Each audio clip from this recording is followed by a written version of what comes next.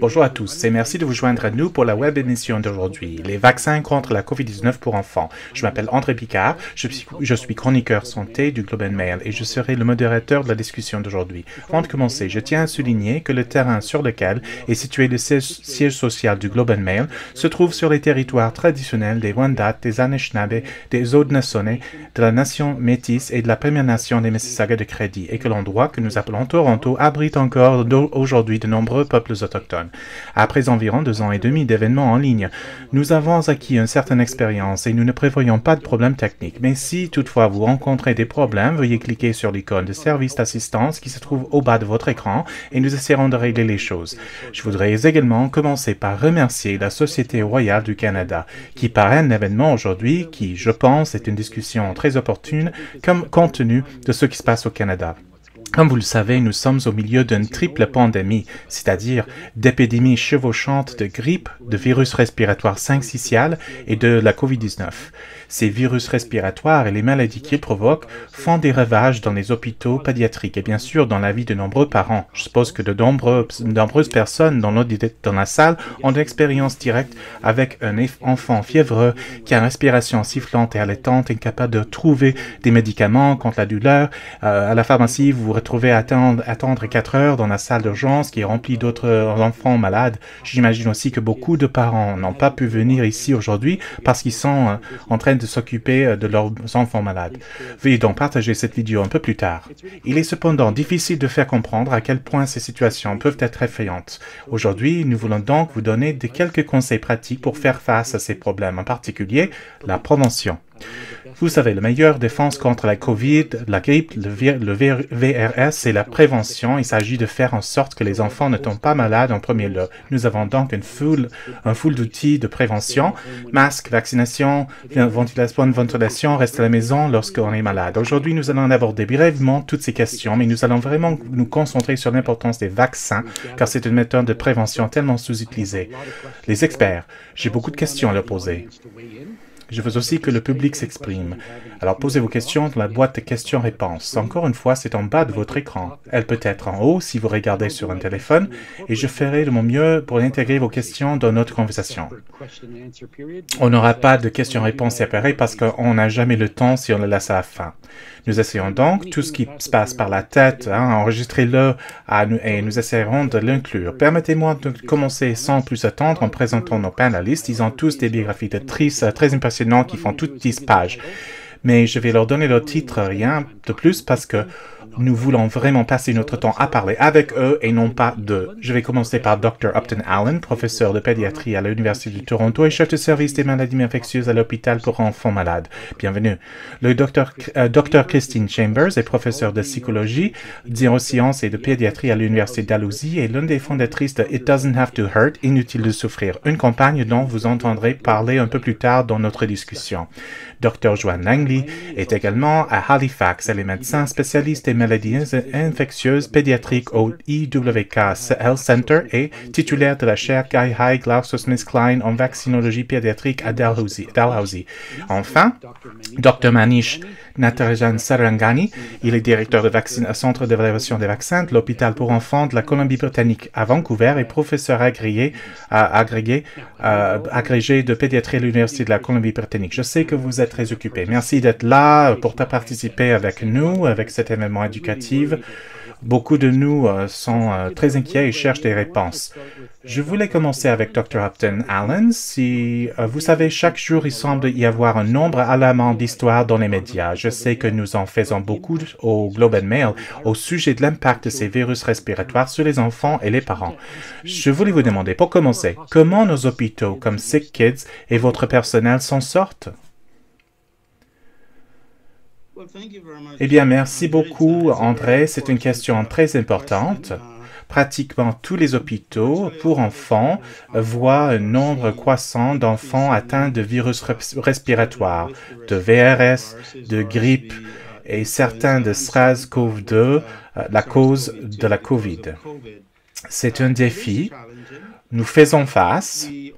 Nous avons tous les hôpitaux un groupe de personnes dévouées qui travaillent vraiment très dur au fil du temps pour s'assurer que nous offrons les meilleurs soins aux enfants. Mais ce n'est pas facile, hein. C'est un défi et vous savez, c'est le moins que l'on puisse dire. Mais nous continuons à travailler dur pour nous assurer, travailler fort pour nous assurer que les enfants reçoivent toujours les meilleurs soins.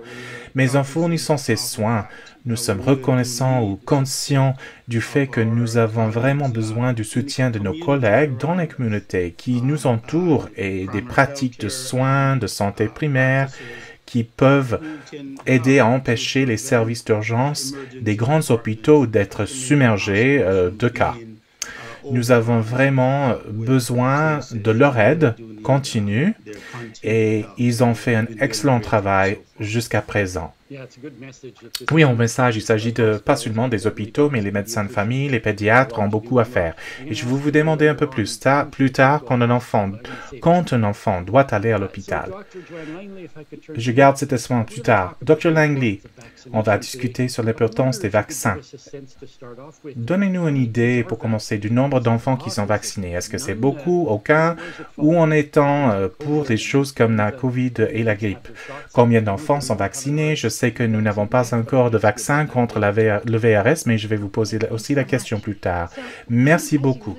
Donc, comme vous avez fait allusion, la vaccination est l'une des plus grandes interventions au monde pour réduire la mortalité infantile, le handicap, les maladies graves.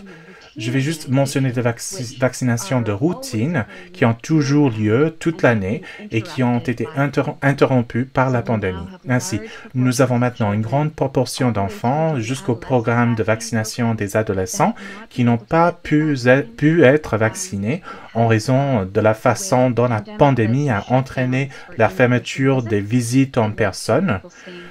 Les gens sont restés chez eux, c'est donc l'un des problèmes auxquels la santé publique doit faire face aujourd'hui. En ce qui concerne la grippe, le Comité consultatif national de l'immunisation recommande à tous les Canadiens âgés de 6 mois et plus d'envisager de se faire vacciner contre la grippe, et ce, chaque année, à l'automne.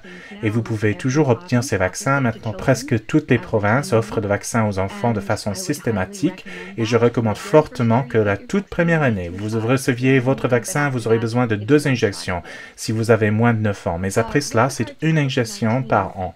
En ce qui concerne la COVID-19, nous appelons cette information l'adoption, la couverture du vaccin ou la couverture vaccinale. Ces statistiques pour les plus jeunes enfants ne sont pas très précises, je dirais, à ce stade de la pandémie. Mais dans l'ensemble, la prise vaccinale ou la couverture vaccinale est inférieure à ce que nous souhaiterions.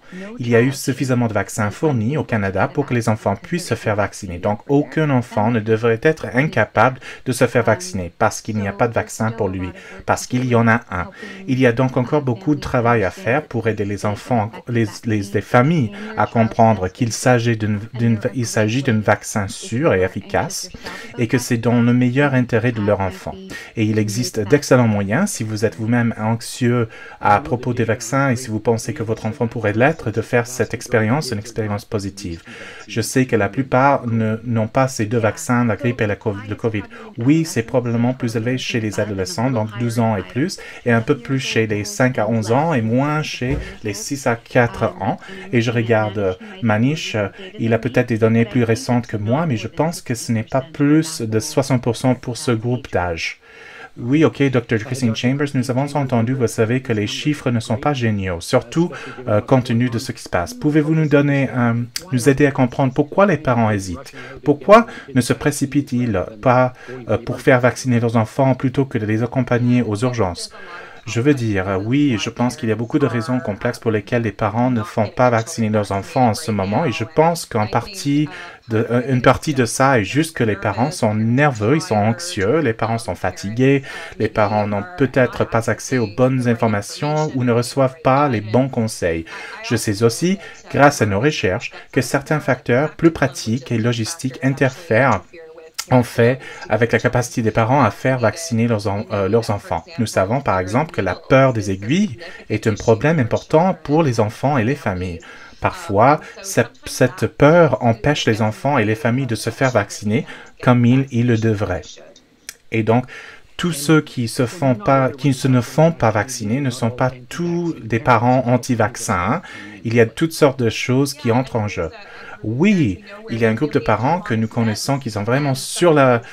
Ils ne sont pas décidés, ils n'ont pas tranché et certains de ces problèmes pratiques, barrières, défis pour se rendre au rendez-vous de vaccination, vous savez, la peur des aiguilles, ces choses peuvent vraiment être un problème. Et donc, je pense qu'être ouvert avec les parents, partager des solutions, il y a beaucoup de stratégies, hein.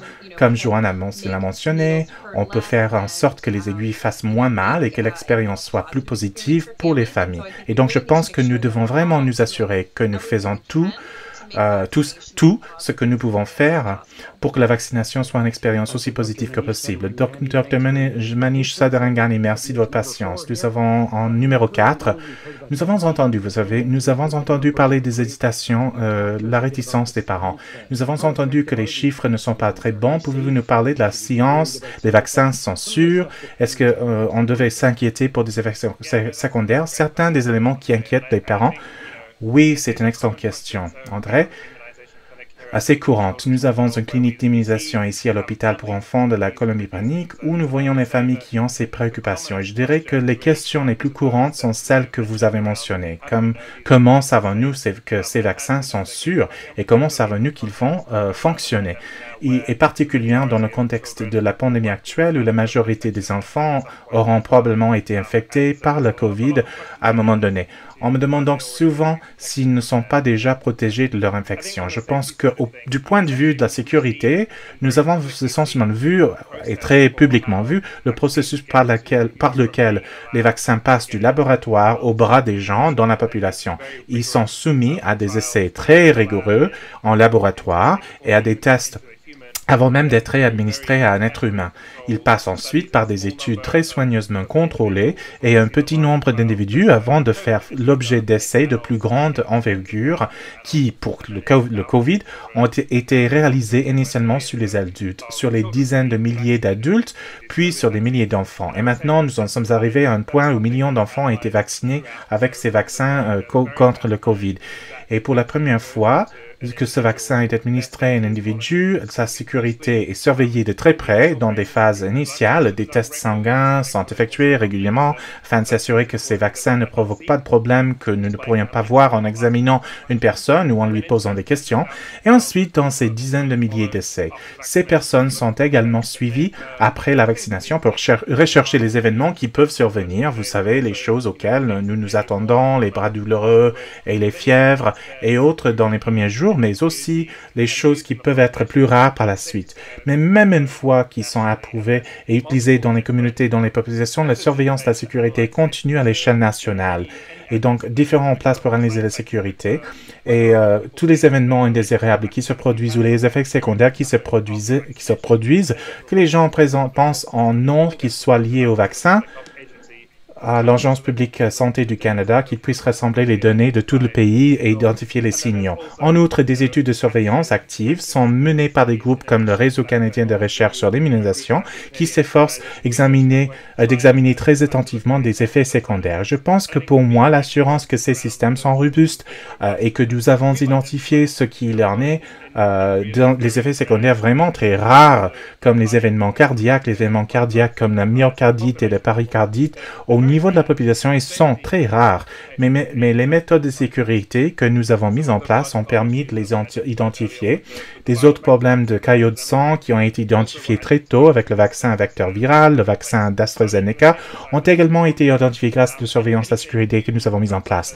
Tout ce qui est nouveau, croissant des personnes, nous le verrons. Mais à ce stade, nous parlons d'événements extrêmement rares, étant donné le nombre d'enfants qui ont reçu ces vaccins. Côté efficacité, différentes manières. Mesure de la réponse immunitaire après les vaccinations, suivi des enfants au cours des essais cliniques pour voir qui est infecté ou non, mais aussi, encore une fois que les vaccins sont déployés, nous avons d'excellents systèmes de santé publique qui intègrent très étroitement les données sur les personnes vaccinées ou non et sur les personnes infectées ou non pour essayer de déterminer exactement l'efficacité de ces vaccins.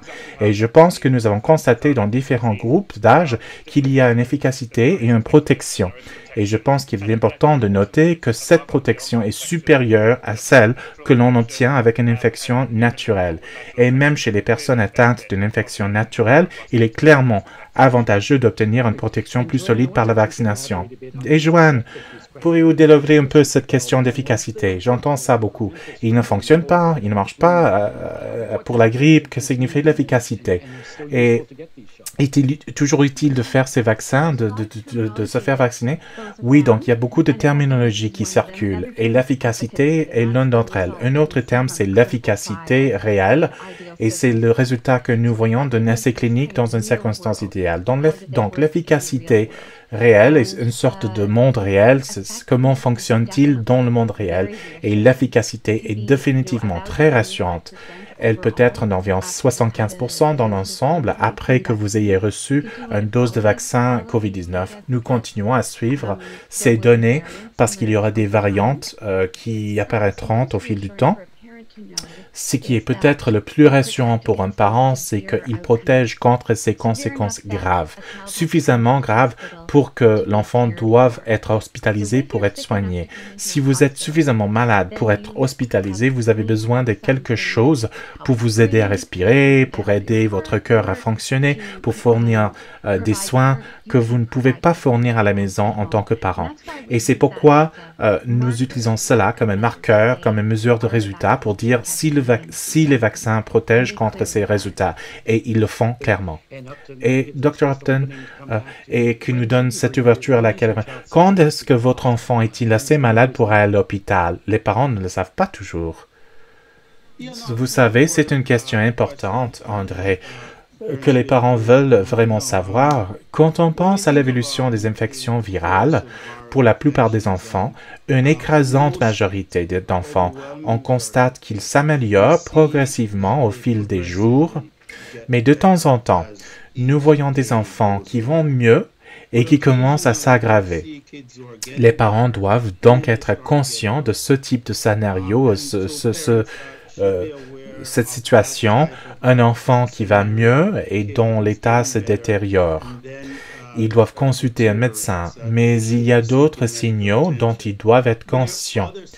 L'enfant qui n'est pas facile à réveiller, qui ne mange pas ou ne boit pas, qui rencontre des difficultés à respirer, qui a des signes de bluissement autour des lèvres, ou si vous avez le teint clair, vous verrez une teinte bleue sur la peau.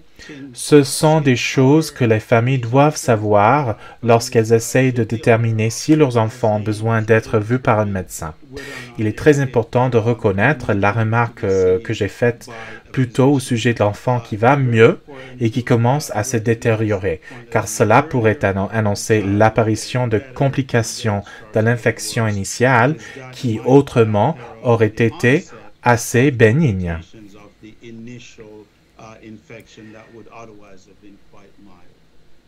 Et nous savons des parents qui disent qu'ils ont lu le journal, c'est une attente de 8 heures aux urgences, ils hésitent à y aller. Que pouvez-vous dire aux parents? Devraient-ils y aller quand même s'ils ont des inquiétudes? Ils devraient y aller s'ils ont des inquiétudes. Dans les provinces, il existe des numéros que vous pouvez appeler. Vous pouvez également contacter votre médecin de famille ou vos fournisseurs de soins de santé. Mais vous devriez vraiment vous consulter ou connecter avec quelqu'un. Il est vraiment important que cela soit fait le plus tôt possible en ce qui concerne les choses que j'ai mentionnées plus tôt. Par exemple, les enfants qui rencontrent des difficultés à respirer, il ne faut pas attendre à la maison. Vous devriez vraiment aller vous faire voir ou consulter. Super, je veux remercier le public. Il y a des bonnes questions. N'oubliez pas qu'on a la boîte de questions-réponses. Vous pouvez intervenir et m'aider. Donc, Christine, je veux revenir sur quelque chose à laquelle j'ai fait allusion plus tôt. Beaucoup d'enfants, beaucoup de parents ont peur des aiguilles. C'est une véritable phobie des aiguilles et vous faites partie de cette grande campagne des médias, des réseaux sociaux. It doesn't have to hurt, inutile de souffrir. Pouvez-vous nous dire comment les parents peuvent préparer leurs enfants aux piqûres? Comment éviter ce traumatisme que j'ai connu, moi, en tant qu'enfant, en ayant peur de vivre une mauvaise expérience? Et cela m'a effrayé pendant de nombreuses années. Comment pouvons-nous l'éviter, cela en premier lieu? Heureusement, de nombreuses recherches ont montré comment réduire la douleur de manière significative et rendre les vaccinations et autres procédures d'injection plus positives pour les enfants. Les parents peuvent, par exemple, acheter un patch anesthésique topique à la pharmacie et l'appliquer sur la peau avant l'injection. Cela engourdit et réduit considérablement la douleur, mais il existe aussi d'autres stratégies. Par exemple, les bébés qui sont nourris au sein peuvent être allaités pendant la vaccination. De nombreux essais ont montré que cela réduisait considérablement la douleur si vous n'allaitez pas. L'eau sucrée, une solution de saccharose, c'est également avéré efficace, mais aussi des stratégies comme la distraction et la relaxation. J'apporte la détente. J'apporte mon iPad avec moi et je m'assure que j'ai téléchargé quelque chose que mes enfants n'ont pas vu récemment ou qu'ils trouvent nouveau. C'est très facile à faire et la recherche a fortement soutenu la distraction pour réduire la vaccination, la douleur et la détresse. Et ces études ont montré que l'objet de la distraction n'a pas d'importance tant que l'enfant soit distrait. Donc, même si c'est une question de compter les tuiles du plafond dans la salle de la clinique, c'est quelque chose. Encouragez votre enfant à respirer profondément et veillez à ce que les parents gèrent leur propre anxiété parce que nous parlons des enfants qui n'aiment pas les aiguilles et des enfants qui ont peur, mais beaucoup d'adultes n'aiment pas admettre qu'ils n'aiment pas non plus les aiguilles. Il s'agit donc de quelques stratégies simples que nous pouvons utiliser et qui aident vraiment les parents à en faire une expérience positive et utiliser une terminologie adaptée à l'âge de l'enfant. Ne montez pas à votre enfant lui disant qu'il ne recevra pas d'aiguille. Je sais que la première chose que les enfants demandent quand vous leur dites qu'ils vont chez le médecin, est-ce qu'on va me donner une piqûre aujourd'hui? Soyez honnête, expliquez l'importance de rester calme. Oui, une aiguille, mais après, vous allez avoir une cône de glace après. Hein? Ça, c'est ma stratégie depuis des années. Manish, une question pour vous, du public. J'entends beaucoup dans mon travail. Les enfants ne tombent pas malades à cause du COVID. Alors pourquoi devraient-ils se faire vacciner? Une très bonne question et je l'entends aussi très souvent. Je pense que la première chose, c'est que je suis vraiment reconnaissant en tant que pédiatre que nous n'ayons pas vu de maladies extrêmement graves dans la plupart des cas chez les enfants, comme nous l'avons vu chez certains adultes et d'autres populations. Je pense donc que c'est vrai et qu'heureusement, pour la plupart des enfants, c'est une maladie relativement bénigne. Mais en fin de compte, à travers le pays et au niveau international, nous avons encore vu un grand nombre d'enfants admis avec des complications sévères, soit de la maladie initiale et aussi particulièrement au début de la pandémie, nous avons vu cette complication relativement rare appelée MISC, M-I-S-C, ou syndrome inflammatoire multisystémique chez les enfants, ou quelques semaines après l'infection, les enfants avaient une inflammation dans toutes sortes d'organes de leur corps. Et cela n'était pas lié à la gravité de l'infection initiale par le COVID. Ils peuvent donc avoir eu une infection relativement bénigne au COVID et avoir cette complication quelques semaines plus tard. Et je pense que le défi est de savoir, même si nous le pouvons dans une certaine mesure, comment prédire qui seront ces enfants. Nous savons que les enfants qui ont de multiples autres problèmes médicaux peuvent avoir un risque plus élevé de contracter une infection plus grave. Nous avons également donc un enfant qui était apparemment en parfaite santé, qui avait besoin des soins intensifs en raison d'une infection grave au COVID. Alors, je pense qu'à la fin de la journée, pour moi, en tant que vaccinologue et pédiatre, je pense que chacun de ces cas, qui est potentiellement évitable, est vraiment une tragédie à voir. Un enfant aux soins intensifs a eu une chose potentiellement évitable. Je pense pas donc que nous devrions fixer un coût pour savoir combien de vaccins sont suffisants. Pour être honnête, je pense qu'avoir cette comparaison entre les adultes et les enfants et dire « Oh, les enfants n'ont pas eu aussi mal que les enfants », d'une certaine manière, cela n'a pas été utile, car cela a vraiment minimisé l'importance de la maladie que nous avons observée chez les enfants. Si nous n'avions, disons, aucun cas chez les adultes et que nous n'avions ce que nous observons chez les enfants, je pense que les gens auraient fait plus de bruit à ce sujet. Donc, je pense que le résultat final est que oui, c'est principalement une infection bénigne, mais nous voyons toujours des enfants avec des cas graves qui finissent à l'hôpital et nous ne savons pas qui ils sont et qui vont être. Les vaccins sont disponibles, donc nous devrions donc les utiliser. Oui, je trouve ça frustrant. Ils disent « Oh bien, les enfants ne meurent pas de COVID ». Et je réponds « Mais les enfants ne devraient pas mourir de quoi que ce soit. Hein. » Joanne, je voudrais vous parler un peu de la désinformation particulière sur des vaccins à ARNM. Il y a beaucoup de mésinformations, ils altèrent votre ADN, des choses comme ça. Comment fonctionnent ces technologies? Et si vous pouvez le faire pour nous en termes simples pour le public? Oui, les vaccins à ARNM ont commencé à être développés il y a environ 10 ans, en partant de l'idée que l'on pouvait utiliser une partie de ses propres cellules, de nos propres cellules, pour fabriquer un antigène vraiment parfait qui provoquerait une réponse ou entraîner une réponse immunitaire induite par le vaccin. Les vaccins à ARNM utilisent donc un petit morceau d'information génétique, juste une partie minuscule de l'ensemble. Ce n'est pas un virus entier, c'est juste une partie minuscule. Et cette information est utilisée par votre cellule pour produire la partie du virus COVID-19 contre laquelle notre corps monte une réponse immunitaire. Cette réaction ne dure que quelques heures, car ces cellules-là disparaissent. Et comme nous le faisons normalement, toutes nos cellules ont un cycle de vie et certaines d'entre elles ne durent que peu de temps. Puis elles disparaissent. Mais ce qui vous reste, c'est la mémoire de cette exposition au virus qui fait que lorsque vous le rencontrez à nouveau, votre corps accélère la réponse immunitaire et met en route l'usine qui va produire une réponse immunitaire complète pour vous protéger. Donc, je suppose que le message global, c'est que nous fournissons une très petite quantité d'un composant viral qui permet à notre propre corps de produire une réponse immunitaire très forte. Et le vaccin que nous avons reçu à l'origine a disparu dans les jours qui suivent, après l'avoir reçu. C'est une explication très simple et c'est la meilleure explication simple que j'ai jamais entendue. Donc, merci pour cela. Ça rend les choses beaucoup plus claires. Pour moi, j'espère, et nous verrons comment le public réagit.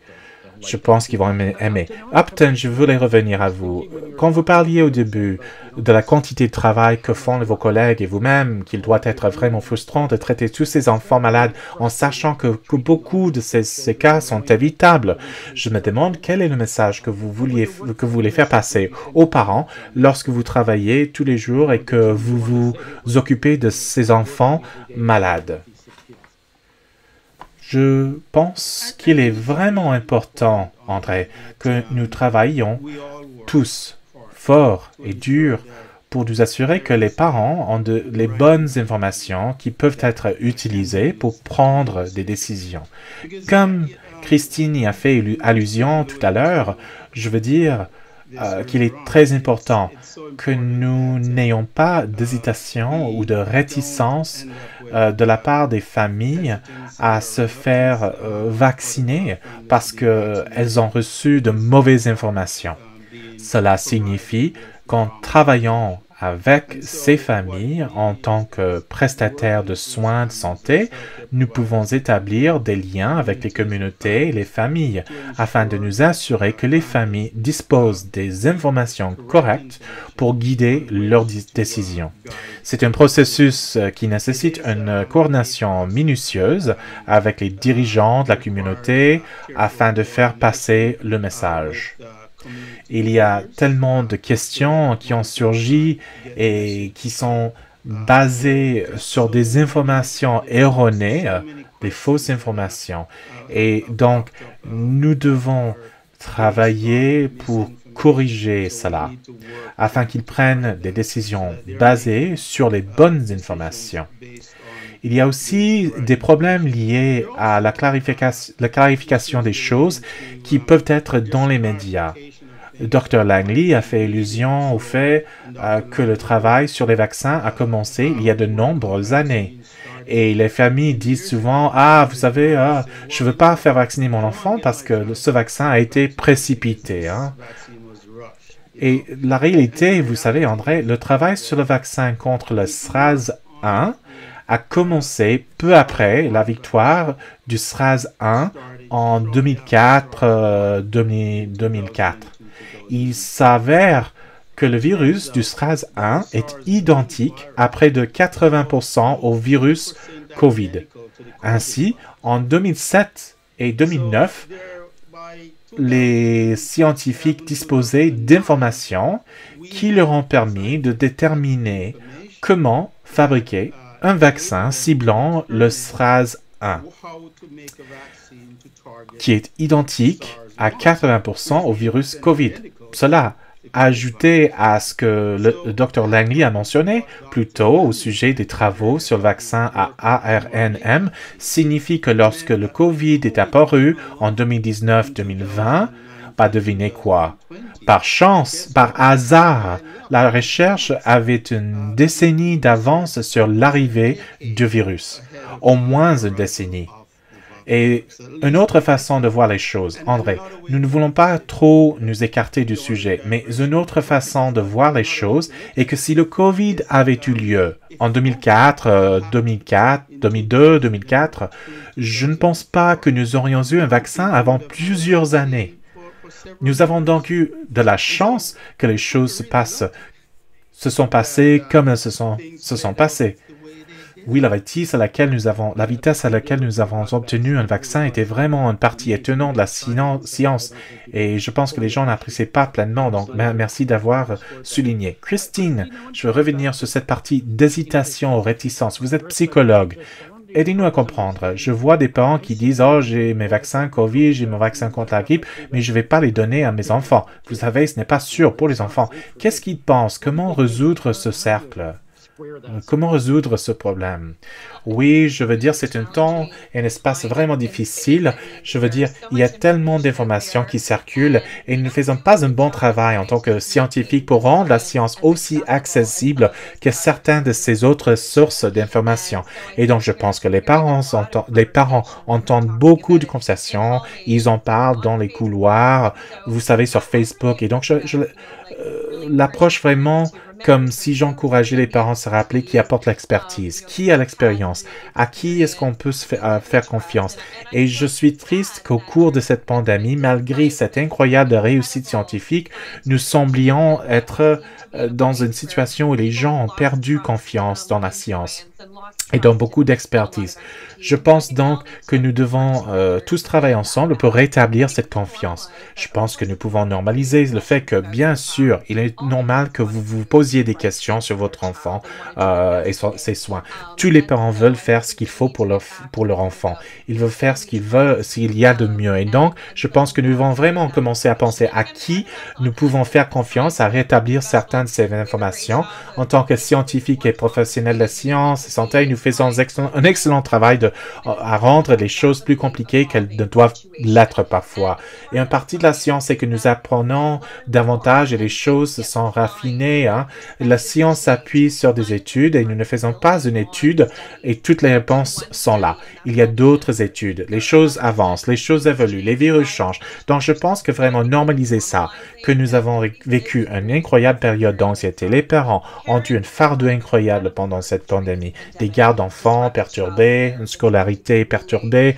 Vous savez, des changements dans la façon dont nous pensons aux étapes de la vie des enfants, l'isolement. Je pense donc qu'il faut normaliser le fait que c'est normal que vous vous soyez senti nerveux, que vous ayez été inquiet de faire le bon choix pour votre enfant. À qui devrions-nous écouter? À qui faire confiance? Et vous savez certainement que j'ai vraiment les parents profiter de ces incroyables découvertes scientifiques qui ont sauvé beaucoup de vies et qui continueront à le faire. Oui, je pense que c'est un message très important pour ces questions. Ces doutes viennent d'un endroit bienveillant et nous ne devrions pas vilipender les parents qui ont des doutes. Manish, autre question du public. Je vais lancer sur votre chemin. Quelqu'un demande comment puis-je établir des priorités? Dois-je faire à mon enfant le vaccin contre la grippe, le vaccin contre le COVID? Devrais-je rattraper les vaccins de routine? Que dois-je faire? Excellente question. C'est comme vous me demandiez de choisir mon enfant préféré entre mes propres enfants. Je crois que la bonne réponse, c'est l'un ne remplace pas l'autre. Donc, il y a toujours le COVID qui circule. Il y a eu beaucoup de grippe au cours des dernières semaines. Ici, en Colombie-Britannique, nous constatons toujours une augmentation des taux de grippe dans des services d'urgence, car un grand nombre d'enfants arrivent chaque jour avec la grippe. Et comme Joanne l'a également mentionné plus tôt, il y a des vaccinations de routine dont chaque enfant a besoin pour se protéger contre toutes les autres infections évitables. Celles-ci n'ont donc pas disparu de la planète, malheureusement. Et la dernière chose que nous souhaitons voir, voir en ce moment au milieu de tout le reste. C'est une pandémie de rougeole, par exemple. Je pense que donc pour moi, tout cela se résume à un point que Christine a soulevé plus tôt, à savoir la commodité, la logistique et les aspects pratiques. Je pense qu'en fin de compte, dans la réalité, cela va varier un peu d'une région à l'autre. Je pense qu'il est important que les gens sachent où obtenir les vaccins, où ils peuvent les obtenir. Ainsi, pour certaines personnes, les vaccins contre la grippe et le COVID peuvent être disponibles au même endroit, qu'il s'agisse de leur médecin de famille, prestataire de soins de santé publique. Dans d'autres endroits, ce sont des personnes différentes qui administrent les différents vaccins. Je pense donc que c'est regrettable et je réalise que pour certaines personnes, cela crée un obstacle à l'accès aux soins. Je pense que tous les fournisseurs de vaccins que nous avons, qu'il s'agisse de pharmaciens, de la santé publique, de médecins de famille, de pédiatres ou n'importe qui d'autre, travaillent très dur pour essayer de rendre tout aussi accessible que possible. Je pense donc que l'on puisse nécessairement choisir un plus tôt que l'autre. Je pense qu'il s'agit vraiment d'essayer d'identifier cela d'un point de vue pratique. Peut-être ce n'est pas recommandé d'autres pour être donnés en même temps. Il s'agit donc d'essayer de déterminer ce qui est le plus pratique, la façon la plus pratique de procéder. Et encore une fois, en réfléchissant à la discussion précédente, pour les enfants qui ont cette anxiété et cette peur des aiguilles, on ne veut pas ces problèmes dans une certaine mesure. Vous savez que nous ne voulons pas avoir à les exposer à cela plus souvent que nécessaire. C'est vrai, hein? Donc je pense qu'il faut considérer aussi ce qui sera la meilleure chose à essayer pour votre enfant. Et oui, nous voulons le faire aussi vite que possible pour qu'il soit protégé aussi vite que possible. Mais je pense que ces contraintes pratiques existent. Et je pense qu'il s'agit de trouver un équilibre entre tout cela. Mais en fin de compte, toutes ces choses, plus les vaccins de routine sont ce dont les enfants ont besoin pour être protégés et créer ce mur de protection contre ces différentes infections. Malheureusement, nous ne disposons pas de cette sorte de vaccin magique qui protège contre tout. C'est donc la réalité de la situation dans laquelle nous nous trouvons. Joanne, nous avons entendu beaucoup de personnes dire que la réponse à cette question, qu'il faut faire tous les vaccins. Mais les parents, autre question, combien en faut-il pour être peut-être trop nombreux? Est-ce que je peux en recevoir trop à la fois? Cela va-t-il surcharger mon système immunitaire? Beaucoup d'inquiétudes à ce sujet. Excellente question. Il existe un calendrier recommandé si vous êtes en retard dans vos vaccins et dans de nombreux cas, vous pouvez recevoir plusieurs vaccins en même temps. Mais il est parfois nécessaire de les espacer. Avec les vaccins COVID-19 contre le COVID-19 chez les jeunes enfants, parce qu'ils peuvent avoir de la fièvre et nous ne voulons pas confondre la réaction à la fièvre et la cause, et donc nous pouvons souvent administrer ce vaccin seul. Mais à mesure que l'enfant grandit, on peut lui donner la grippe et le COVID en même temps. Vous pouvez également recevoir certains de vos vaccins habituels. J'explorerai donc toutes les options, car notre système immunitaire est capable de gérer plusieurs antigènes. En fait, nous les manipulons, notre système gère ça toute la journée. Chaque fois que nous mangeons de la nourriture, nous respirons de l'air ou buvons de l'eau, nous sommes exposés à des virus et des microbes de notre environnement et notre système immunitaire y fait face et dans de nombreux cas, il y réagit. Nous n'avons pas donc à nous soucier de la question d'un trop grand nombre de doses à la fois. Notre corps fait face à toutes sortes de choses en permanence. Oui, Upton, à revenir sur la vaccination de routine, les chiffres sont en baisse. Est-ce que c'est une préoccupation pour la pédiatrie que vous allez commencer à voir des choses comme la rougeole à nouveau? C'est un point important et Manish y a fait allusion. Il est important que si nous ne sommes pas prudents, nous verrons des épidémies de maladies que nous pensions avoir sous contrôle ou que nous voyons rarement. Et comme Manish l'a dit, vous savez, la dernière chose que nous voulons dans ce mélange de grippe et au milieu du VRS et du COVID, c'est que la rougeole réapparaisse. Et donc, c'est donc une menace. Nous devons en être conscients et donc nous devons travailler avec nos fournisseurs de soins de santé. Les familles doivent travailler avec leurs fournisseurs de soins de santé pour identifier la meilleure approche pour faire vacciner ces enfants. Et les médecins de famille, les pédiatres, les infirmières praticiennes peuvent établir un calendrier pour vous permettre de décider quel vaccin doit être administré ensemble et quel vaccin, vous savez, ne doit peut-être pas être administré ensemble.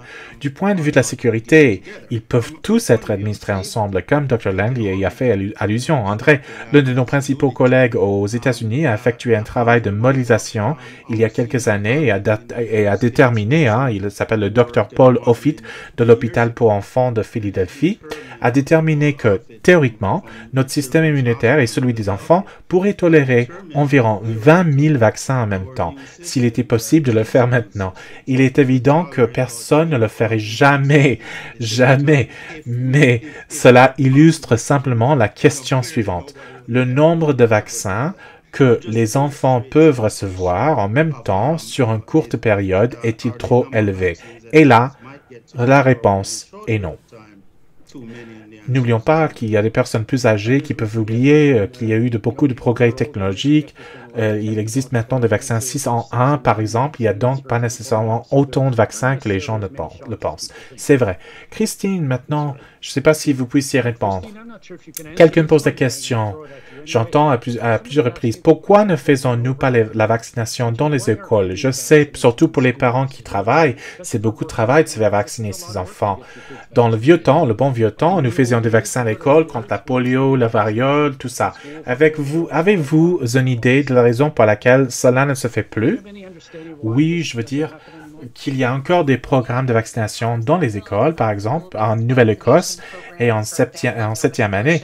Je pense donc qu'il y a certainement, ils existent encore pour certains types de vaccins. Mais je pense qu'en ce qui concerne la grippe et le COVID, et peut-être que Joanne et d'autres pourront en dire plus sur le contexte, je pense qu'il n'y a tout simplement pas eu de plan de mise en place ou mise en œuvre réalisable. Je pense que la question de la logistique pour les parents, je veux dire, les parents sont occupés. Il est difficile de fixer ces rendez-vous qui ont souvent lieu pendant les heures de travail. Vous savez, pendant les heures de l'école, si vous avez plusieurs enfants, il est difficile d'amener plusieurs enfants se faire vacciner en même temps. Je pense donc que nous devons reconnaître certains de ces défis réels. Ici, en Nouvelle-Écosse, ils ont adopté un outil de réservation en ligne pour les vaccins contre la grippe et qui est le même que l'outil de réservation du COVID, avec de nombreux rendez-vous dans les pharmacies après les heures de travail. Cela a donc été beaucoup plus facile cette année pour les parents. Je pense donc qu'on a beaucoup appris grâce à la mise en œuvre des vaccins contre le COVID et à ces déploiements qui sont maintenant étendus à d'autres régions. Oui, vous avez raison, on fait des choses comme le VPH à l'école, mais on ne fait pas COVID ni la grippe. Je ne sais pas la justification derrière ça, mais c'est une question intéressante. Quoi d'autre? Nous avons beaucoup de choses qui arrivent. Quelqu'un pose des questions assez techniques. Je vais peut-être la poser à vous, Manish. Si mon enfant a reçu 2 doses de vaccin et qu'il présente ensuite un COVID léger, doit-il quand même recevoir une 3e dose? Et si oui, quand? Excellente question. Quelque chose que nous avons vu et que les gens ont examiné très près tout au long de la pandémie. Mais lorsque les vaccins ont été initialement déployés et maintenant que nous passons au programme de rappel, je pense que comme nous l'avons dit plus tôt, il y a une certaine protection à court terme contre une infection. Donc, vous savez, les vaccins sont clairement conçus pour prévenir les infections, mais il arrive que l'on observe des infections chez les personnes vaccinées. Il y a donc une protection à court terme et votre taux d'anticorps est renforcé pour vous donner cette protection. Mais vous obtiendrez quand même d'autres bénéfices de la vaccination. En fait, certaines études suggèrent que si vous avez eu une infection et que vous la faites suivre d'une vaccination à intervalles réguliers, vous bénéficiez d'une protection encore meilleure et d'une augmentation supplémentaire. Il existe donc actuellement des recommandations sur la durée de cet intervalle et cela dépend du moment de l'infection. Ainsi, dans le cas que vous avez décrit, où une personne a reçu ses 2 premières doses, attend le rappel et contracte une infection, les recommandations actuelles préconisent d'attendre de 3 à 6 mois environ après l'infection pour effectuer le rappel suivant. Christina a encore fait allusion au changement et à l'évolution des recommandations de santé publique que nous avons observé au fur et à mesure que la pandémie évoluait et que nous en apprenions davantage. Ainsi, si nous constatons d'énormes augmentations du nombre de cas de COVID dans différentes communautés, il pourrait y avoir un léger changement dans le fait de dire que nous devrions peut-être agir plus tôt que d'attendre plus longtemps. Et même au niveau individuel, si quelqu'un est sur le point de voyager, il n'a pas accès à un vaccin pendant une longue période, il peut être recommander individuellement de faire le rappel un peu plus tôt, même après une infection. Je pense que le plus rassurant, c'est que l'intervalle recommandé et le temps d'attente ne sont pas basés sur des préoccupations de sécurité. Vous savez, au début de la pandémie, nous vaccinions les gens dans les jours ou les semaines suivant l'infection et qu'il n'y avait aucune inquiétude quant à la sécurité. Il s'agit vraiment d'essayer d'optimiser la durée de cette protection. Je dirais donc que toute vaccination après une infection vous donnera un bon coup de pouce pour votre protection. Dans certaines circonstances, il peut y avoir un avantage optimal à attendre plus longtemps. Mais je pense qu'en fin de compte, ce vaccin supplémentaire après le rappel est toujours très important et va conduire à une protection. Et juste, André, si je peux me permettre, je voulais juste commenter brièvement la question des écoles que Christine a abordée. Je pense que c'est une question très intéressante. De même, en Colombie-Britannique, nous vaccinons dans les écoles 6e et 9e année. Nous faisons partie d'une étude menée par l'Université d'Alberta et nous avons posé exactement cette question aux parents. Où aimeriez-vous faire vacciner vos enfants? Beaucoup ont exprimé un désir de faire vacciner leurs enfants dans les écoles, mais beaucoup ne voulaient pas non plus le faire. Et c'est intéressant quand on demande aux gens ce qu'ils pensent. Pour certains, l'enfant est déjà à l'école, quelqu'un s'en occupe. Pour les parents plus jeunes, certains parents ont soulevé des inquiétudes quant à la manière de donner leur consentement lorsque le parent n'est pas là et que l'enfant est là. Et si nous avons oublié de remplir la formulaire ou autre, ils ne veulent pas être oubliés. Mais également intéressant, notez, moi, avec mon partenaire, je peux aller à la santé publique, 4-5 enfants, nous pouvons tous y aller en même temps et nous faire vacciner plutôt que de devoir le faire dans 2 ou 3 écoles différentes. Je pense donc que ce qui est vraiment important, c'est qu'il n'y a pas une solution unique. Différentes choses vont fonctionner pour différentes personnes, même en Colombie-Britannique, même avec le programme de routine. Ça se fait à travers de santé publique et par les médecins de la famille, c'est mélangé et autres praticiens. Et je pense qu'il va falloir trouver de nombreuses solutions locales. La géographie du Canada est telle que ce qui peut fonctionner dans une zone urbaine, comme Vancouver, Toronto, Halifax, ne sera pas la même dans certaines communautés plus rurales. Et je pense que nous devons vraiment chercher ce qui va fonctionner pour chaque population locale et chaque communauté locale. Et oui, et quand vous parlez de la vaccination familiale, je crois qu'avoir vu des photos, Christine et sa famille faisant un sortie en famille pour se faire vacciner contre la grippe, il y avait des très belles photos de cela. Alors, Joanne, j'avais promis plus tôt, je voulais vous demander à propos du VRS. Beaucoup de parents ont découvert quelque chose dont ils n'avaient jamais entendu parler auparavant, le VRS. Au cours des dernières semaines, pourquoi n'avons-nous pas de vaccin contre le VRS et allons-nous en avoir bientôt? Il y a d'intenses efforts ont été déployés pour mettre au point des moyens de protéger les enfants, mais aussi les adultes plus âgés contre le VRS.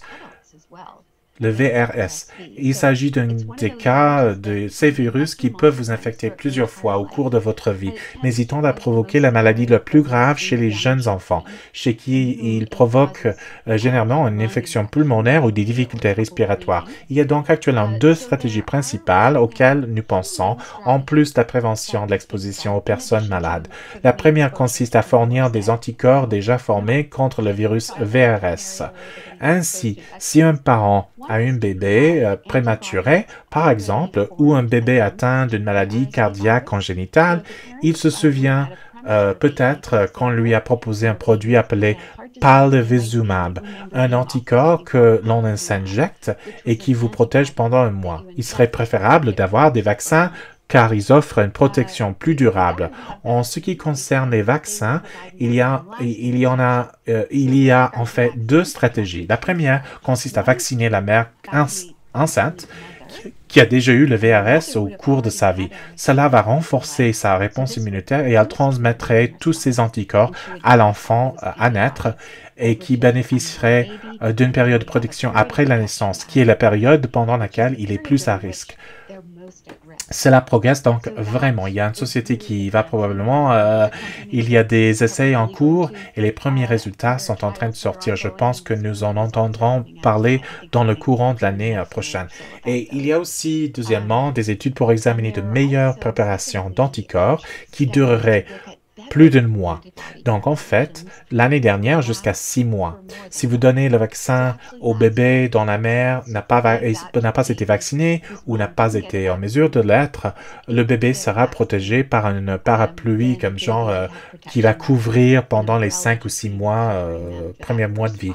Et puis, il y a aussi des vaccins pour les adultes plus âgés qui sont en cours parce que pour les adultes, et ça s'adresse aux grands-parents si vous êtes là, le VRS peut provoquer une maladie assez semblable à la grippe. Une fois que vous avez atteint la soixantaine et plus, vous pouvez contracter une pneumonie, vous pouvez finir à l'hôpital et cela peut vous éloigner de la période là où vous étiez dans la communauté.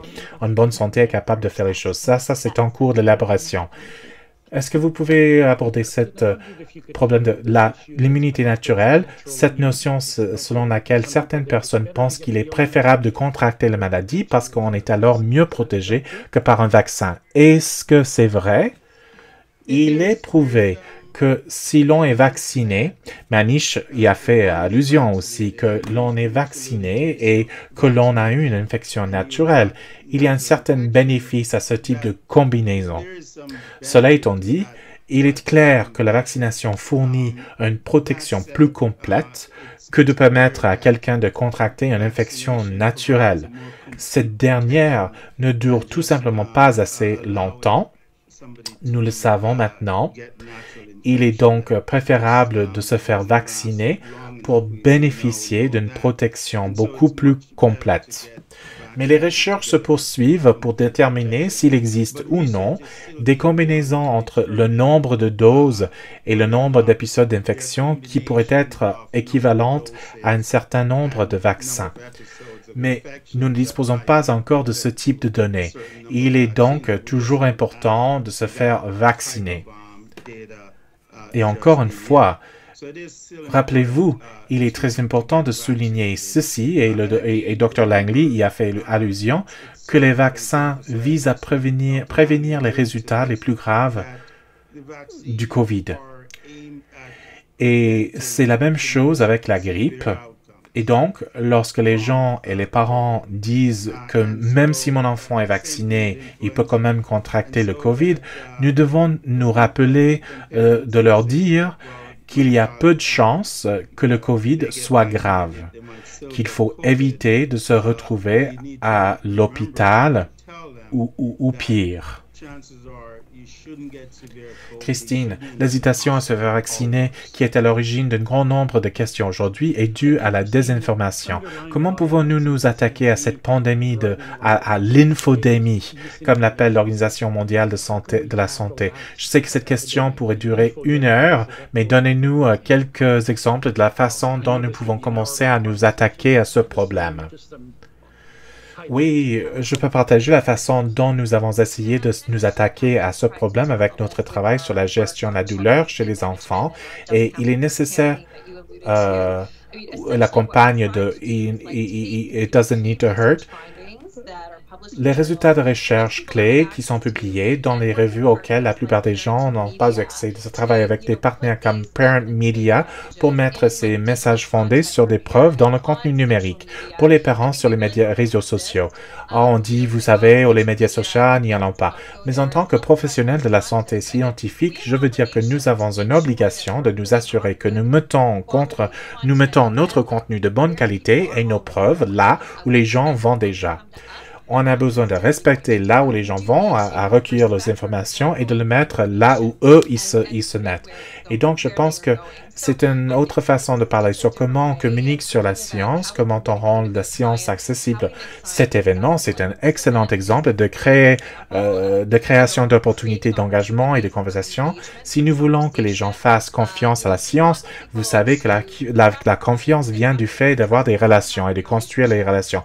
Il s'agit donc de créer des opportunités de dialogue, de supprimer certaines des frontières entre la science et le public, et qui financent la science avec l'argent de ces impôts. Je pense donc il s'agit simplement d'adopter une autre approche pour penser à la façon dont nous pouvons positionner la recherche et les recommandations en matière de santé de manière à les rendre plus accessibles, plus abordables, qui donnent la chance de poser des questions et de clarifier les choses aux parents. Oui, un bon exemple pour rappeler aux gens que la Société royale qui sponsorise la conférence d'aujourd'hui a vraiment mis l'accent sur la bonne communication et l'éducation dans un tas de domaines, y compris la vaccination. Voilà pourquoi on est là. Manish, autre question du public? Tous les médecins ne sont pas très bons pour promouvoir la vaccination. Souvent, ils ne veulent pas avoir cette conversation parce qu'elle est peut-être inconfortable. Pouvez-vous nous parler du rôle des médecins dans ce domaine? Parlez simplement parce que vous êtes des médecins de confiance. C'est un excellent point. Le dernier point que vous avez soulevé est vraiment critique. Et des études faites à maintes reprises par nous au Canada, d'autres dans le cadre de ce panel et dans presque tous les pays que vous regardez ont montré que oui, les médias, les réseaux sociaux sont importants. Oui, les médias publics sont importants, mais presque toutes les études montrent que les conseils d'un prestataire de soins de santé de confiance sont ceux que les gens consultent le plus, ceux auxquels ils font le plus de confiance pour obtenir des informations. Mais je pense que la question que vous venez de soulever à propos de l'infodémie et de ces défis s'applique également à la manière dont nous transmettons les informations aux prestataires de soins de santé. Il faut reconnaître que tout le monde est très occupé, regarde les choses d'un angle légèrement différent. Et si certaines personnes s'occupent principalement de vaccins, d'autres spécialistes du médecin de famille s'occupent également d'autres problèmes médicaux. Ainsi, si la discussion sur les vaccins fait partie de la liste des choses dont ils aimeraient parler ou dont la famille aimerait parler, ce n'est pas toujours la priorité absolue. En particulier, les informations qui circulent, ils sont un peu incertains quant aux conseils actuels, aux recommandations actuelles ou aux données scientifiques actuelles. C'est aussi à nous de diffuser des informations exactes au grand public et aussi, nous sommes tous là, les collègues ont travaillé très dur pour essayer de transmettre ces informations aux prestataires de soins de santé de première ligne afin qu'ils puissent ensuite les utiliser pour informer leurs patients. C'est pourquoi nous participons à d'autres événements similaires, mais dont le public cible est constitué de médecins de famille, d'agents de santé publique ou d'autres personnes afin de transmettre ces informations. Je pense donc qu'encore une fois, c'est un peu pour la même chose. Je pense que tout revient à s'assurer que nous présentons l'information d'une manière qui soit accessible aux différents publics qui nous écoutent. Il n'y aura pas un seul paquet, une solution à taille unique pour tout le monde. Et la façon dont vous devez informer le public sera différente de celle dont nous devons informer nos autres collègues médecins. Super, c'est vraiment. Quelques minutes nous restent. Je vous laisse avec la même question. Quelle est la seule chose que vous aimeriez voir le Canada faire aujourd'hui pour améliorer l'adoption des vaccins pédiatriques? Dr. Langley, peut-être vous pouvez répondre en première. Oui, c'est une question difficile. Je pense donc, en m'appuyant sur ce que nous avons entendu sur l'importance des relations, des conversations et des interactions, et pas seulement des flux unidirectionnels d'informations. J'encourage les participants à ce webinaire à devenir eux-mêmes des défenseurs de la vaccination. Si vous êtes ici, c'est que vous êtes très intéressés et nous avons tous, je pense, la responsabilité de faire preuve de modération dans nos propos et nous devenons de plus en plus compétents sur le plan scientifique. Je pense que nous pouvons tous réfléchir à la manière dont nous communiquons toutes les questions de santé qui peuvent nous intéresser au sujet de nos familles. Et le message à retenir pour toute personne impliquée dans les soins de santé est d'obtenir les bonnes informations et d'avoir cette conversation avec les personnes avec lesquelles vous interagissez car vous pourriez vraiment changer une vie. Les médecins sont influents, mais les gens écoutent vraiment aussi leur pairs. Et c'est aussi de parler de ces choses. Dr. Allen, quel est le changement que vous aimeriez voir pour aider à l'adoption des vaccins pédiatriques? Ce à quoi Dr. Langley a fait allusion est tellement crucial. Nous devons nous assurer que les gens obtiennent les bonnes informations pour prendre des décisions. Mais cela signifie que nous devons réfléchir à la manière dont, dans une optique d'équité, les différentes communautés obtiennent ces informations et il ne s'agira pas d'une stratégie unique, à taille unique. Et nous devons nous assurer que nous reconnaissons les voies par lesquelles l'information doit circuler. Manish a fait allusion à des programmes d'éducation ciblés destinés aux prestataires de soins de santé. Mais il y a des prestataires de soins de santé dans différents contextes et de même, il y a des familles dans différents contextes. Pour conclure, je pense que le mot d'ordre est l'équité et que nous devons nous assurer que le flux d'informations est abordé sous l'angle de l'équité. Super. Dr. Chambers? Oui, je pense qu'il faut simplement s'assurer que nous promouvons des expériences de vaccination positives et que les enfants et les familles prennent un bon départ avec leur vaccin. Eh bien, c'est percutant. Très bien. Et Dr. Sadarangani, un dernier mot? Oui, je pense donc de nous juste écouter. On a passé du temps à parler sur la minorité de personnes qui ne veulent pas se faire vacciner ou qui ne veulent pas faire vacciner leurs enfants.